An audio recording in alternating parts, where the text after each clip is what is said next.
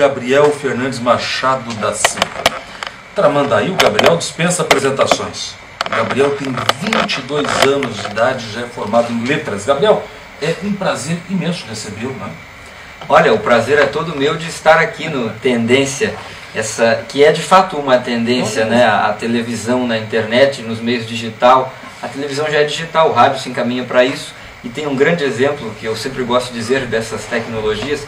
Fabiano Baldasso, jornalista esportivo, era das emissoras Band, RBS e tal, abandonou tudo e agora ele é a segunda maior audiência do estado, sozinho, ele e o seu celular. Na internet. É a tendência. É a tendência. Mas por falar em tendências, né? Olha só. A Associação do Comércio e também dos Artistas Plásticos de Imbé e Tramandaí e dos livros, né? E também dos artistas plásticos, membro da Academia de Escritores, né? E também ali agora ficou no finzinho, né? De escritores também, colaborador da mesma, e escritor. Gabriel, tantas coisas num jovem. Eu te dizia aqui fora do ar agora que, tu sabes, já deve ter visto isso por aí, deve estar até já de novo. Mas é que o cara, não é que o cara vire, eu não sou uma aberração, eu sou escritor, mas é que vira uma curiosidade no bom sentido. O cara com 22 anos, os caras estão fazendo de tudo hoje em dia, cara, menos escrevendo e sendo inteligentes.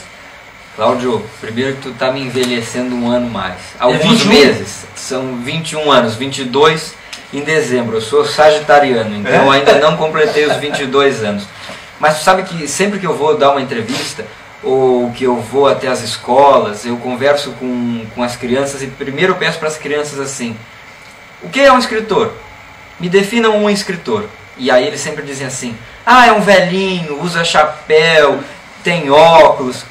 E colocam o escritor como sendo muito distante da realidade. Aí eu pego e digo para eles: sim, talvez, ou são escritores que já morreram, ou são velhinhos, mas também são jovens, também são adultos, adolescentes, jovens adultos e crianças também, por que não, né?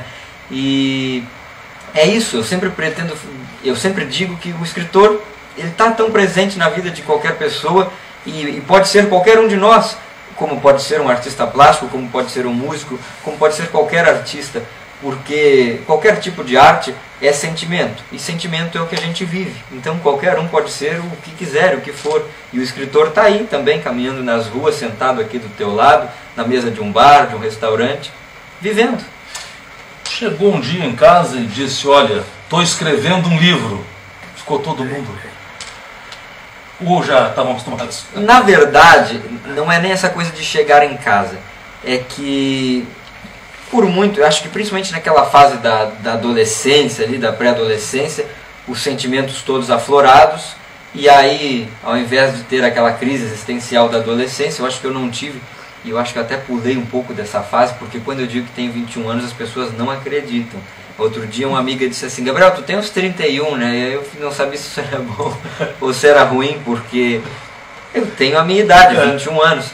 Mas ao invés de fazer essa crise existencial da adolescência, eu comecei a escrever. É claro, tinha muita porcaria e tal. E eu encontrei um anjo no ensino médio chamado Marisa Guterres dos Santos, minha professora de literatura, língua portuguesa e língua espanhola. E a professora Marisa foi quem me abriu as portas aí, o olhar, me fez despertar o olhar para a literatura, e aí eu vi que aquilo que eu fazia era poesia. Primeiro na verdade a gente começa com uns lamentos poéticos, né? Porque eu acho muito difícil que um poeta contente alguém também, né? Ele não contenta assim. É verdade que o poeta vive da insatisfação? Olha, viver da insatisfação talvez não só viva dela, mas viva também dela. Porque a insatisfação é também uma rima aí com inspiração, e a insatisfação também inspira certamente. A frustração faz com que o poeta possa se incentivar, até porque quem escreve em verso pode escrever sem compromisso com a realidade, pode criar. Quem escreve em prosa não, tem que escrever ali dentro da realidade. Então eu acho que o poeta pode, então, através de uma frustração, de uma decepção, criar sim um outro olhar. Já dizia o nosso maior poeta, um dos maiores do mundo, Fernando Pessoa que o poeta é um fingidor, finge que é dor a dor que devera sente, né? Então eu acho que sim. Tá boa. Essa paixão pela literatura, que de certa forma explicou, mas adolescente geralmente quer uma máquina fotográfica, um aparelho de celular, e tu foste adolescente nesta época.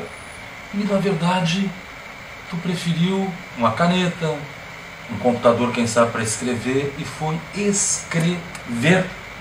Nunca escrevi um poema, nunca compus um poema no computador. Máquina? Sempre à mão. À mão? Na caneta e no papel. Eu acho que isso afugenta um pouco a inspiração, até porque eu acho que a poesia é um pouco clichê. O poema é um pouco clichê. E o desafio do poeta é ser clichê de uma forma inovadora. Que palavras ainda não foram usadas, que rimas ainda não foram feitas, né? Então, ser clichê é a sua maneira, dizer aquilo de uma outra forma, sem ser repetitivo, sem ser prolixo. E eu acho que, na verdade, não só pela adolescência, mas eu tive, até os 6 anos de idade, fui criado pelos meus bisavós, Adão e Maurílio. A dona Maurília ainda está aí, felizmente, nos dias de hoje conosco, que é um grande exemplo, no alto dos seus 95 anos. Meu bisavô já despertou do sonho da vida e voltou para a pátria espiritual.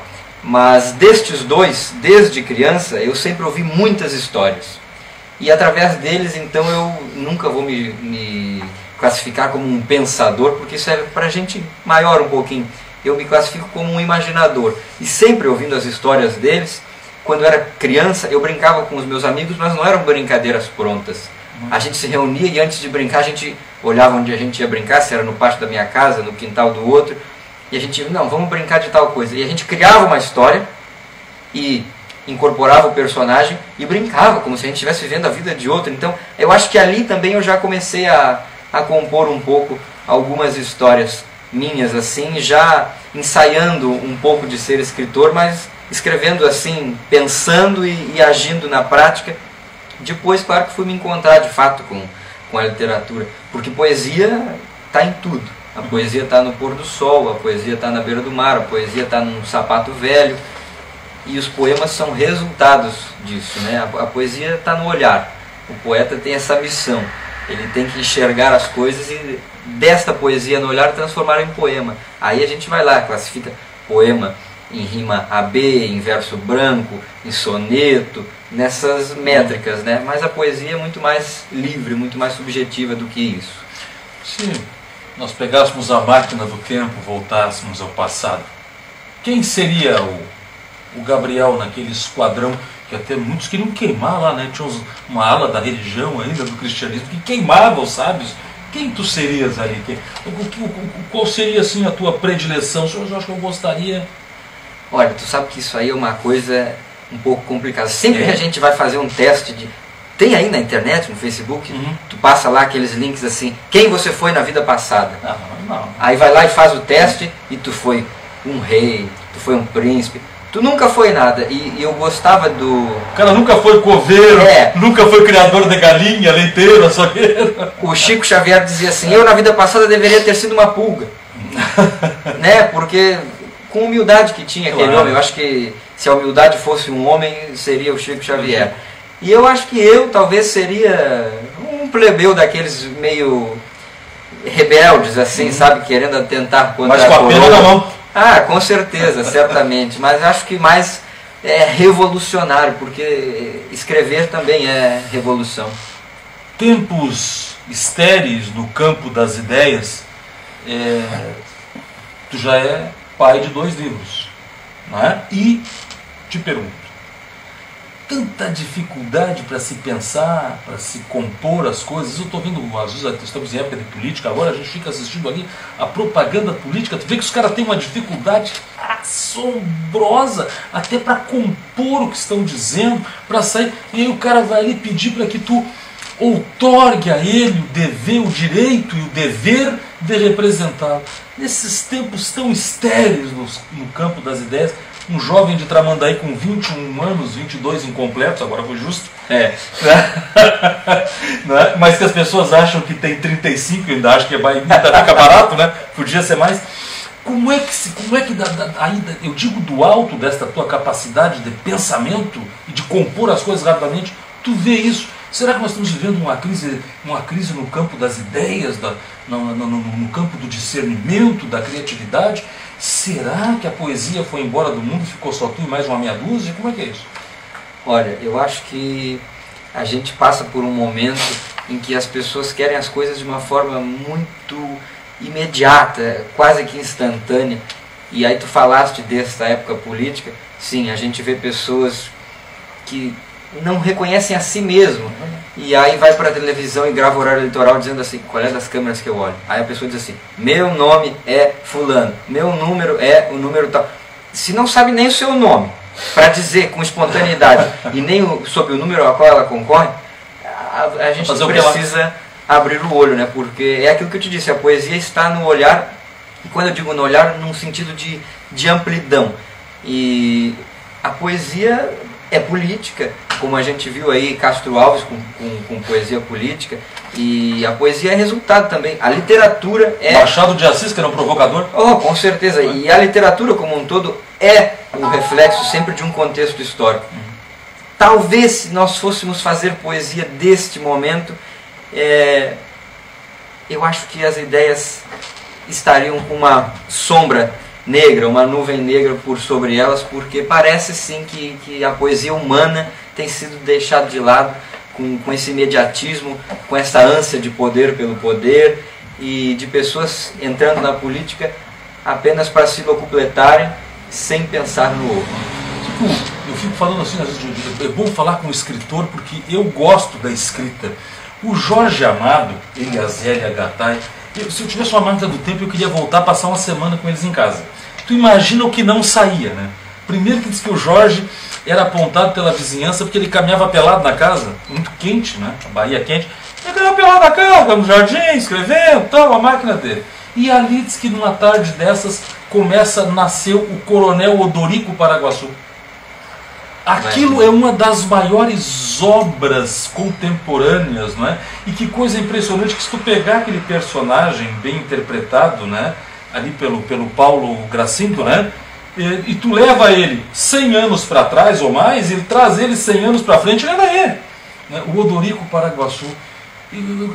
Um dia tu pensa em escrever um romance assim? Eu preciso que alguém escreva uma coisa daquelas, Gabriel. Que coisa fantástica é aquilo ali. Estou te encomendando o romance. Olha, tu sabes, Cláudio, que muita gente já me pediu para escrever romances. Eu confesso que ainda não tenho essa vertente, não domino este campo, porque na verdade é aquilo que eu te disse. Eu escrevo em prosa, aliás, eu escrevo em verso, sem compromisso. É muito difícil eu escrever algo que eu não sinta. O texto que cria vários personagens dentro dele, uma obra literária, um livro, como o Bema, aquilo ali é uma coisa muito reta, né? muito cheia de regras, né? Ali já é uma produção, digamos que comercial da literatura.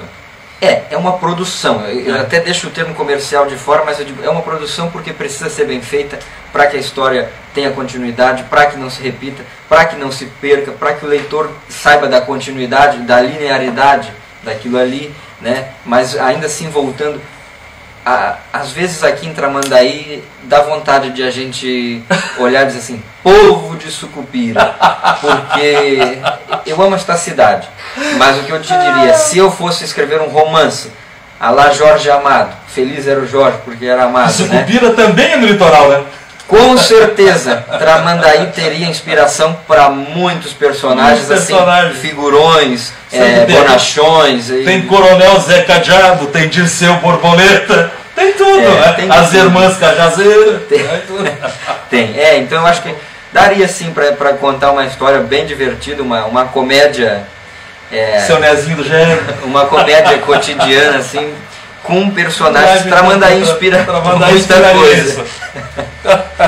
Gabriel, na Academia dos Escritores do Litoral Norte, não é? Que também você é membro, quantos participam? Mas me responde isso depois do nosso intervalo, que é rapidinho, e nós já voltamos, né, com esta figura fantástica. Já se foram 15 minutos e parecem 10 segundos. Voltamos já com ele, o Gabriel. Hotel Quimar, localizado na avenida principal de Tramandaí, voltado para o público executivo, possui apartamento com ar-condicionado, frigobar, internet a cabo, garagem fechada, café da manhã diferenciado, sala de reuniões e eventos. Faça sua reserva pelo fone 51-3661-2824 ou pelo e-mail reserva@hotelquimar.com.br. Hotel Quimar, na Fernandes Bastos 813, em Tramandaí. Estamos de volta com o Gabriel, isso mesmo, é o Gabriel Fernandes Machado da Silva, escritor, que está aqui conosco hoje com 2 livros já publicados. O jovem Gabriel está dando um show aqui no Tendência. Ô Gabriel, quantos membros temos lá na Academia dos Escritores? Nós temos hoje em torno, aliás, são 31 membros. Dentre esses 31 são efetivos, aqueles que moram na região e participam ativamente de todas as atividades, e os membros correspondentes, estes espalhados pelo estado, Brasília, Santa Catarina, nós temos membros por aí. São 31 membros que representam a literatura do litoral norte gaúcho e nacional também, porque nós temos dentro da academia alguns escritores já renomados, consagrados nacionalmente, que estão aí fazendo sucesso na fila dos mais vendidos do país, no gênero. E agora nós estamos trabalhando também para lançar na Feira do Livro de Porto Alegre. Já vou deixar aqui o convite, naturalmente, porque no dia 15 de novembro, no Memorial do Rio Grande do Sul, nós estaremos com a Academia de Escritores do Litoral Norte lançando a sua 7ª antologia, que se chama Literatura, Vento e Mar. Estaremos lá com toda a nossa equipe, os nossos membros todos, lançando mais um livro. E, além disso, a Academia participa ativamente de trabalhos em escolas. Os nossos escritores são estudados, trabalhados nas escolas, pelos alunos, pelos professores. Agora, no último dia que tivemos o desfile cívico aqui em Tramandaí, nós fomos para a avenida homenageados por 3 escolas, né? O Cândido, com a professora e escritora Uda, com o projeto Fotografando Leituras. A Escola Dom Pedro trabalhou os nossos escritores locais. A Escola Dente valorizou os escritores que escreveram sobre Tramandaí. E é isso, né? A gente tem também participações. Costumeiramente realizamos saraus, um aqui, outro ali. Estamos ativamente por aí, naquilo que te digo. É fácil encontrar um escritor que não dentro de um livro ou no passado. Tudo bem. Sabes que jovem e com todo este talento, eu me perguntava aqui enquanto tu falava, por que será que tantos têm tanto medo de vocês, escritores? Afinal, lá nos tempos medievais, né, tinha uma religião daquele tempo que mandou queimar todas as bibliotecas da Europa. A Inquisição. A Inquisição. E agora, nos nossos dias quase ali, Hitler fez uma enorme fogueira em Berlim para que se queimasse a literatura que não fosse de origem, segundo a interpretação deles, estritamente germânica, não é? E agora, não faz muito tempo, o Hugo Chávez, aí na Venezuela, andou fazendo coisa parecida, fechando estação de televisão, trancando biblioteca, impedindo publicações, essas coisas todas. Essa coisa continua contra os escritores, sejam eles escritores de colunas em jornais, como o nosso colega Irajá, ou até mesmo escritores que trabalham no campo da poesia, dos romancistas. Impressionante. Mas por que será que esse povo tem tanto medo assim do que vocês podem dizer? Será que dói? É porque as pessoas, na verdade, o poder emana sempre do povo. E alguns representantes nossos esquecem disso. E a literatura, a música, as artes plásticas, visuais, a arte como um todo nos instigam a uma capacidade inata do ser humano. Pensar.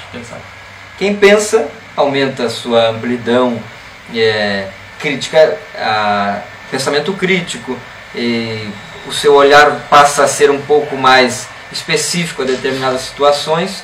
Então, logo, uma pessoa que pensa é uma pessoa que tem poder, que é senhora de si, que pode estabelecer ações e reações contra um governo. E é isso, a gente sabe que não agrada àqueles que querem se perpetuar no poder de uma forma que não democrática. O Dostoiévski era um comunista que foi caçado pelo comunismo. Aqui em Cuba tinha o espanhol, que agora infelizmente me falhou aqui, me faltou o nome. Raul Castro. O Raul, não, Raul é o irmão. Não, Raul é o irmão. É o não, Fidel. É o Fidel. Mas que era amigo da elite dos escritores ali dos anos 70. E ele, o Castro, quer dizer, era amigo de alguns escritores, mas também baniu a literatura, esta literatura da poesia, do romancismo de Cuba. O que tu encontra em Cuba é manual de medicina, mecânica, eletrônica, nisso eles têm. Mas esses governos mais à esquerda, aí eu te pergunto, geralmente o pessoal da área artística, assim como tu, que és escritor, e que também tem envolvimento aí com os artistas, tem a Associação dos Artistas aqui também do Rio Norte, né? Tu também é membro. Vocês gostam e sentem-se bem à esquerda, sempre. Não estou fazendo nada pejorado, é uma pergunta. Mas a esquerda, quando sobe para o poder, em grande parte das vezes, ela vai lá incomodar os artistas, os escritores. Por que isso? Olha, eu acho que isso é um pouco vago. Talvez a gente entre aí num campo, na formulação dessa pergunta, um tanto quanto ideológico já. Não, mas de certa forma. E na verdade, eu não, essa coisa de esquerda ou de direita, é aquilo que a gente vem dizendo. Quando a pessoa toma o poder de uma forma que não democrática mais, esquece que ele emana do mas povo. Eu reformulo. Tu vê que grandes pensadores que chegam ao poder, e os irmãos Castro são, daqui a pouco eles começam a incomodar a classe dos escritores e dos artistas. Então, talvez a gente se posicione de uma forma mais à esquerda, ou enfim, eu acho que não mais à esquerda, mas de uma forma mais socialista, e este socialista ao pé da letra de sociedade, e um comunismo de comunidade, de valorizar. E eu me enquadro talvez na categoria, talvez não, certamente como um socialista, mas um socialista no sentido de buscar igualdade e oportunidade a todos de forma equitária, né? Com equidade, porque às vezes igualdade é uma coisa, equidade é outra. Então eu acho que na verdade de uma forma mais livre de se pensar, talvez estejamos mais à esquerda nessa busca de igualdade, de oportunidade a todos. Claro, qualquer governo que beire o totalitarismo já não é mais democrático. Vai entrar em concurso, né? Seja de esquerda ou de direita. Nós temos exemplos no mundo dos dois lados, do totalitarismo de esquerda e de direita. E na verdade essa terminação esquerda-direita era lá dos franceses, quando o parlamento se dividia em quem sentava à esquerda e quem sentava à direita. Né? Então, eu acho evoluiu? que... Não. Não. Acredito que não. Sabes que o Mário Quintana dizia, bem humorado, uma vez eu fui assistir uma palestra dele velhinho lá em Porto Alegre, e eu fui por acaso essa palestra porque eu fui convidado por um colega, e isso, vai na passar da palestra hoje, o Mário Quintana vai dar uma palestra, e eu acabei indo, sabe aquelas coisas que acontecem na vida da gente assim, por acaso? Me aconteceu. E aí eu fui a essa palestra, e aí alguém, um estudante lá, acho que do direito lá da Pontifícia, pergunta a ele: poeta, o senhor disse que a poesia nasceu no colo da esquerda? Esse meu filho. Eles começaram a escrever verso e prosa para dar uma melhorada na situação, mas logo ali eles se desentenderam. Olha, se nasceu na esquerda, vou dizer a minha concepção. Certamente nasceu na esquerda, porque do lado esquerdo do peito nós batemos um coração. Então, outro não tem sentimento. O sentimento está aqui e está batendo do lado esquerdo. Mas é boa. Olha, Gabriel, e a academia, a gente tem que perguntar para quem sabe, né? A gente vai aproveitar ele aqui. A academia dos artistas, aí o pessoal, os pintores, os artesãos, essa turma, né? Como é que vai a academia? Na verdade, ali é a Associação de Artistas Plásticos de Imbé e Tramandaí, a qual eu faço parte. Mas nós também temos um movimento artístico e há que se atentar para isso. Tramandaí tem uma riqueza, seja no segmento que for. Nós temos músicos de qualidade que despontam por aí, nós temos artistas cênicos, plásticos de qualidade, nós temos artesãos de mão cheia, e eu sou membro associado emérito. Na política muita gente famosa também. Também. E são verdadeiros artistas. Eu ia te perguntar se eles estavam lá, mas tu já respondeu. São verdadeiros artistas, alguns até humoristas. Né? Porque fogem da realidade. Mas eu sou associado emérito da Associação dos Artistas Plásticos de Imbé e Tramandaí. E foi lá que eu cresci. Eu entrei na associação com 7 anos e estou lá até os dias de hoje. E lá na associação... Com 7 anos? 7 anos. Pra cá humilhar as pessoas, eu não acredito, eu não pinto uma casinha. Não, mas aí eu pintei a casinha quando eu cheguei. Eu não consigo. Né? Na verdade, a associação realiza um trabalho muito bonito, que é um trabalho inteiramente voluntário, que eu mando aqui o meu abraço à Rosa Maria, à Iris, à Liane, que são as nossas voluntárias artistas plásticas que dirigem a associação, e fazemos um trabalho voluntário com crianças, adultos, idosos, pessoas com síndromes especiais, e trabalhando. Tem vontade de pintar, tem vontade de aprender, chega lá na associação, trabalha. Tem também aqui, quero mandar um abraço para o meu amigo Ed Oliveira, artista cênico, o coletivo de artistas independentes da região, que também reúne uma série de artistas, e eu falo disso já aproveitando, falando da Associação dos Artistas Plásticos, do coletivo de artistas, da Academia de Escritores do Litoral Norte, dos grupos de artesãos que estão agora mais dentro dos clubes de mães. Eu falo desse movimento todo, falo dos músicos, falo do Chão de Areia, falo dos Danadões, falo do Rodrigo Prates, enfim, porque nós temos uma luta que é um sonho contínuo daqueles, como diria o Raul Seixas, que sonho que se sonha junto é realidade. É verdade. E o nosso sonho contínuo é de uma luta em busca da Casa de Cultura de Tramandaí, que é aí uma promessa que já foi feita por vários candidatos à prefeitura, ao poder executivo e legislativo, já se movimenta, mas só se movimenta no campo do papel. E então eu falo disso tudo porque para servir de alerta, para que as pessoas vejam a nossa classe artística aqui em Tramandaí tem um potencial riquíssimo, uma valorização tamanha. Eu falei de músicos e está sem teto. E está sem teto. Eu falei de músicos aqui que estão em Portugal, que já cruzaram o Brasil e tudo mais. Então, para que os nossos representantes olhem para essa classe artística e vejam que Tramandaí é uma cidade turística, não. Tramandaí tem um atrativo turístico, que é a beira do mar. Me desculpe a franqueza, mas as pessoas vêm para Tramandaí para molhar a bunda no mar, porque está calor. Se nós não tivéssemos a praia, nós não seríamos lá grandes coisas. Então, o que eu digo é o seguinte, talvez eu possa ser um pouco meio sem polimento em dizer isso, mas eu estou dizendo o que é de verdade.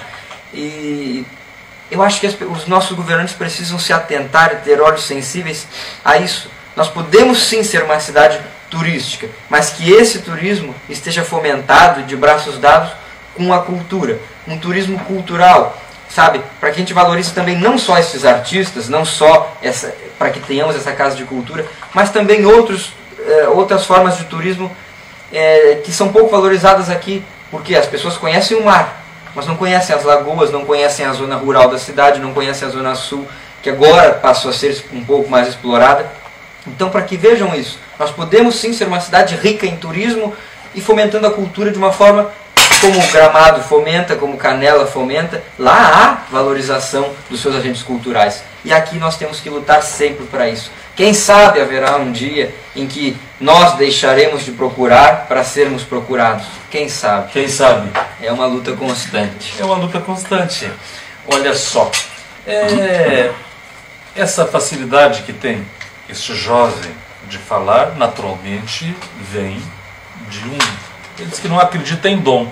Então vem mesmo de uma existência inteira de muitas vidas. Só temos essa explicação. E além dessa capacidade de se expressar nos livros, e já vamos falar sobre sua obra, ele também é radialista. Na verdade eu acho que eu falo demais e falo pelos cotovelos. Conta depois do comercial então. Então tá, olha aí. Já voltamos depois do comercial com o Gabriel. Hotel Quimar, localizado na avenida principal de Tramandaí, voltado para o público executivo, possui apartamento com ar-condicionado, frigobar, internet a cabo, garagem fechada, café da manhã diferenciado, sala de reuniões e eventos. Faça sua reserva pelo fone 51-3661-2824 ou pelo e-mail reserva@hotelquimar.com.br. Hotel Quimar, na Fernandes Bastos 813, em Tramandaí. Estamos de volta com ele, o Gabriel Fernandes Machado da Silva, que aqui na minha ficha diz 22 e foi corrigido, é 21 anos e poucos meses, 22 só mais à frente, né? Ele fará. Radialista. Na verdade, eu não sou radialista, eu sou membro, integro ali a equipe de comunicadores da Rádio Comunidade FM e fui pra... Na verdade aconteceu assim, iniciou na Rádio Gaivota, e no programa Toque Feminino eu fazia uma participação no programa da Rosa, uma grande amiga, Rosa, um abraço para ela. E aí passou que ela me chamou num dia e sempre as minhas participações eram para falar de cultura. Aí fui num sábado, fui no outro, a Rosa saiu da rádio, caiu o programa no meu colo, só que aí eu não podia apresentar o Toque Feminino por ser homem. Fizemos uma modificação, virou Trocando Ideias. E ali ficamos alguns meses no ar. Depois veio o convite, eu me transferi então da Rádio Gaivota para a Rádio Comunidade, a convite do Carlos Menezes, e segui fazendo programas de enfoque cultural.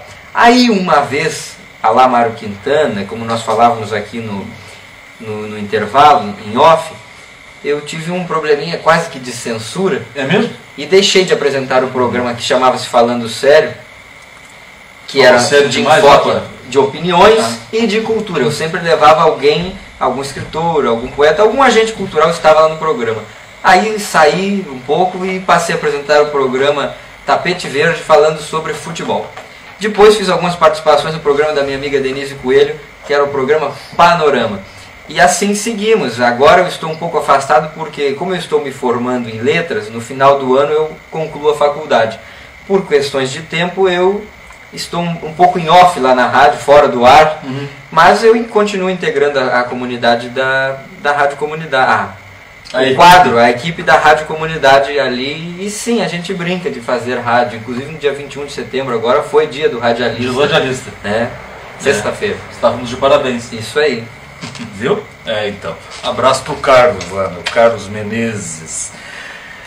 A política e as eleições. O senhor já é poeta, escritor, 21 anos e alguns meses, né? Só tem alguma predileção assim nesse campo? O senhor tem um político na família, o senhor é neto de político. Sim, sou neto de político e muito me honro de ser neto de quem eu sou, do vereador Juarez, porque é um dos vereadores aí na cidade com uma história ilibada, né? Mas eu divirjo um pouco politicamente dele. Eu tenho um partido, sim. E já que nós falamos tanto no Mário Quintana, numa das últimas entrevistas que o Mário Quintana deu, ele fora perguntado sobre política e ele disse: olha, eu acho que o poeta tem que dar a sua contribuição à sociedade e tem que ser de uma forma mais objetiva. Então ele tem que concorrer a vereador, a presidente, a deputado. Só que eu sou filiado a um partido, sou filiado ao Partido Popular Socialista, o PPS, e na verdade nós somos políticos, detendo ou não detendo mandatos, nós somos políticos. Todos somos. Porque vivemos uma democracia e nós temos que ser sujeitos e não objetos dessa política que aí está. Então, por esse motivo, eu acho que sim, nós temos que tomar partido, e eu aprendi sempre a confiar em quem se posiciona, a nunca confiar em quem não se posiciona, em quem não toma lado, em quem não toma partido das coisas. Porque com estes em cima do muristas aí, a gente não pode confiar. E sim, eu sou um político, se é que se pode dizer, porque acredito nos valores da democracia e no papel das pessoas, dos cidadãos, na construção de uma sociedade mais justa, mais igualitária. Essa veia política vem assim de ver o avô já no campo da política desde jovem, ou é um despertar próprio? Chamou atenção? Com certeza. Eu já fui envolvido com grêmios estudantis nas escolas por onde passei, depois eu fui secretário da Aliança Tramandaense dos Estudantes e cheguei a presidir a aliança pela vacância do cargo. Eu fui substituindo e cheguei à presidência. E aí lá, quando a gente foi tomar posse na Aliança Tramandaense dos Estudantes, eu disse assim: olha, não podia dar outra coisa eu, senão um líder estudantil, porque sou neto de um político e de uma professora. Então o movimento estudantil, a política estudantil estava ali em casa, né, na sala de estar. E sim, com certeza, por influência do meu avô, da minha avó e de algumas pessoas que me cercam, fazer a boa política aí. Inclusive eu já vou fazer uma crítica. Quando nós estivemos na Aliança Tramandaense dos Estudantes, nós assumimos... Não vai criticar o velho, porque ele vai brigar com depois. Não é o velho. É uma crítica ao movimento estudantil, secundarista. Quando nós assumimos a Aliança Tramandaense dos Estudantes, a Gabriele Santini, minha amiga, irmã, a Juliane, o Jean, nós assumimos a aliança sem crédito nenhum junto às escolas, junto às direções, porque tanto que nós fizemos uma enquete. A Aliança Tramandaense dos Estudantes, mais conhecida como AT, é um órgão estudantil ou uma produtora de eventos? E agora? 75% das respostas foi que era uma produtora de eventos. Por quê? Porque aqueles que estavam na gestão anterior só se preocupavam em fazer eventos. Não se preocupavam em trazer uma política estudantil de verdade com resultado para os estudantes. Nós assumimos, regularizamos a entidade e eu tive a honra de presidir a maior eleição estudantil aqui. Nós colocamos urnas em todas as escolas e tivemos 3.000 e alguns votos de estudantes. Elegeu-se uma chapa com 2.026 votos e a outra ficou em segundo lugar com 700 e tantos votos. Esta turma que ganhou a eleição não deu seguimento ao trabalho e até hoje o movimento estudantil em Tramandaí deixou de existir, não existe mais a Aliança Tramandaense dos Estudantes e é uma pena. Então eu já faço essa crítica àqueles que assumiram a eleição, venceram a eleição com 2.026 votos, então portanto isso é uma representatividade máxima. Concorreram para quê? Para quê? Exatamente, né? Então eu sou um jovem e aqueles jovens que estão nos ouvindo, então eu deixo esse recado. Participem, se engajem nos projetos, nas lutas, nas causas que vocês concordam, seja de esquerda, de direita, façam parte. Sejam políticos, sejam sujeitos e não objetos das situações.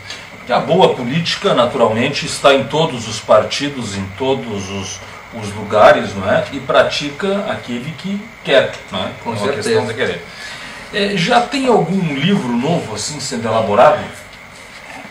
Olha, eu acredito que pela quantidade de material escrito que eu tenho, dá para fazer mais uns 2 ou 3 livros.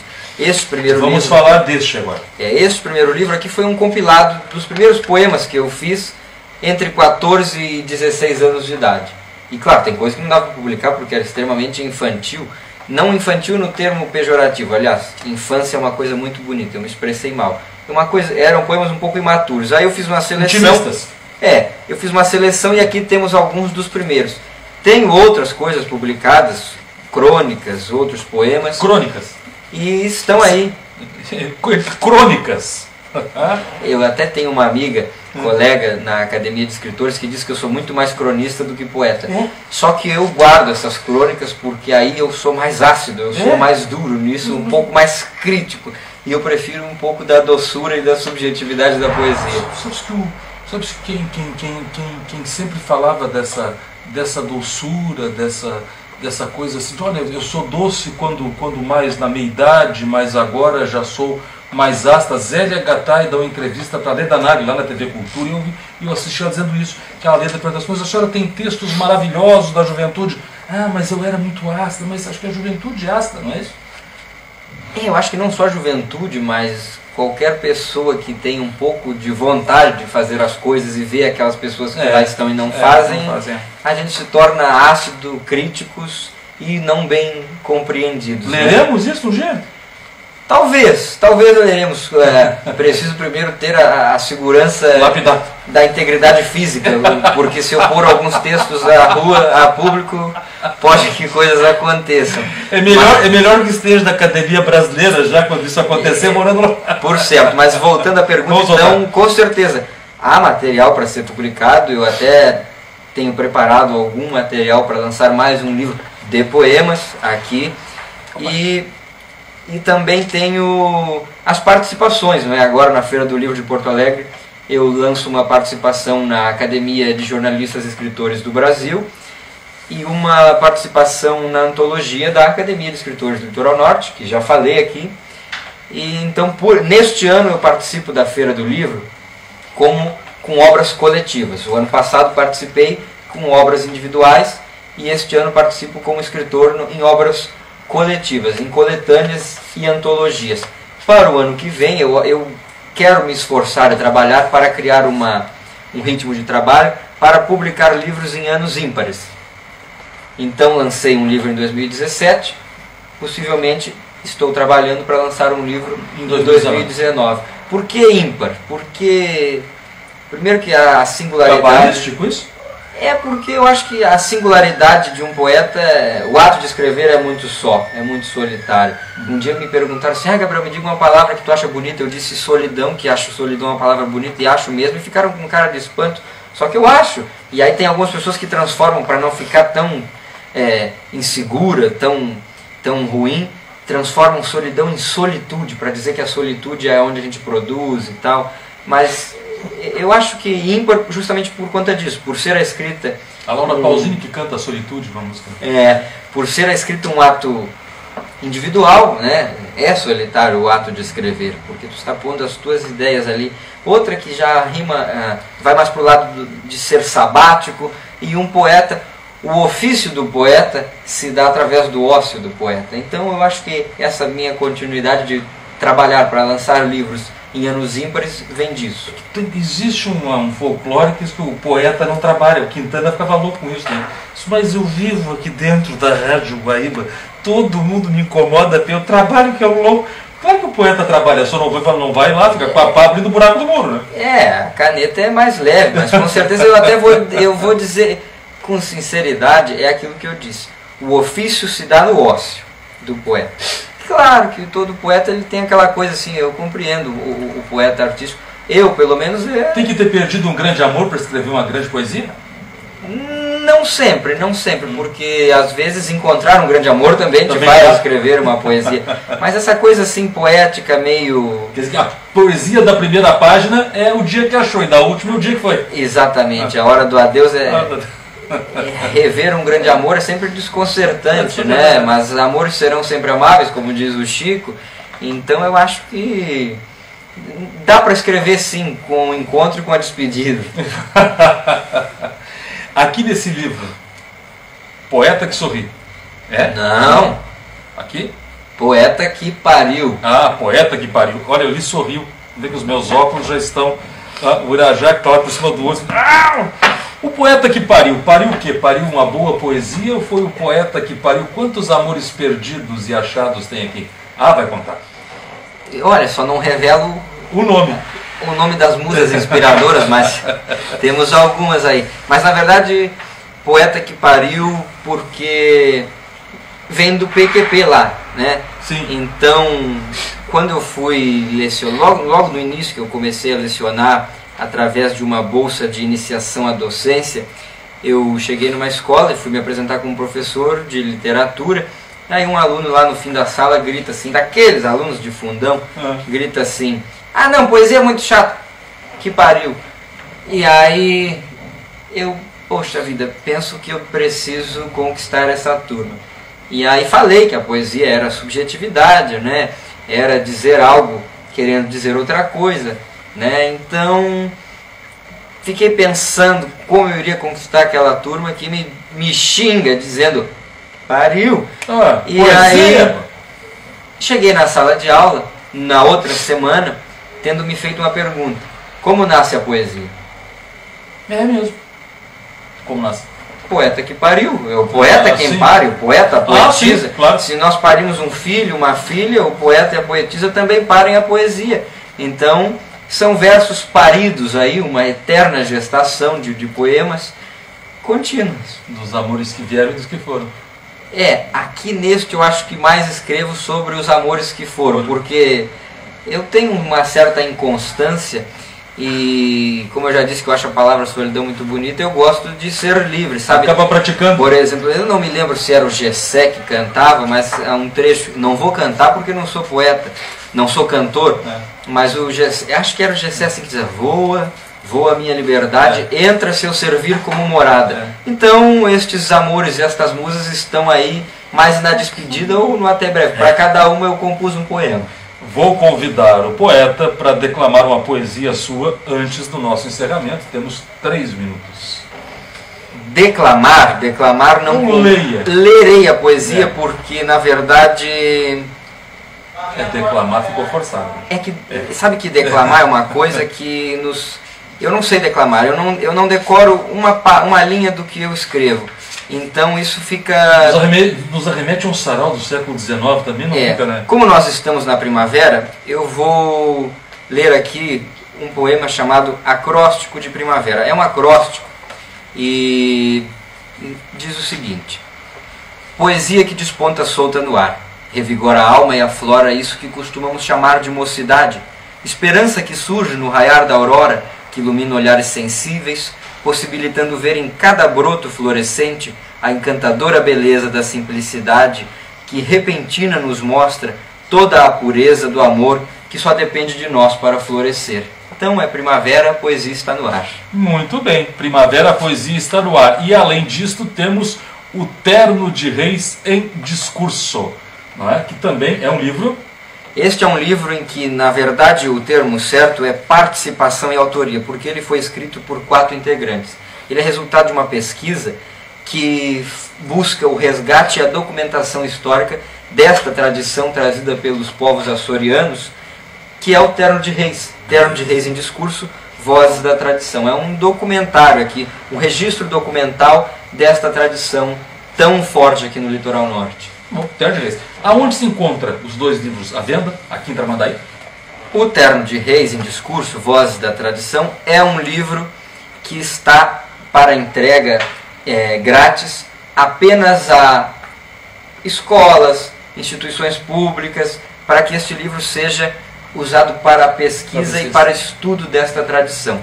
E o Poeta que Pariu está à venda na Livraria Bambi, que é uma grande parceira dos escritores locais. Inclusive eles realizam uma feira do livro só para os escritores daqui, e também à venda na Confeitaria Doce e Sabor, porque poesia e sabor tem tudo a ver, também lá na Laura, uma grande amiga. Então, ou na Bambi ou na Livraria Doce e Sabor. Se for na Doce e Sabor, eu já digo assim, vai ali, alimenta o corpo e alimenta a alma com poesia. Muito bem. Este foi o Gabriel Fernandes Machado da Silva. Foi um prazer inenarrável aqui contar com a tua presença mais uma vez. A primeira aqui no Tendência, tínhamos estado juntos lá na rádio. Obrigado por ter vindo, Gabriel. Eu que agradeço, meu querido amigo, pela oportunidade de estar aqui, para que as pessoas me conheçam um pouquinho mais, se ainda não conhecem, né? Porque é difícil. Eu estou sempre metido por aí em tudo, tá, né? Em todas. E agradeço essa oportunidade de estar aqui e me coloco à disposição de tudo. Vou finalizar citando um trecho de outro poema meu, porque ontem, segunda-feira, nós comemoramos os 53 anos de independência, de emancipação político-administrativa de Tramandaí.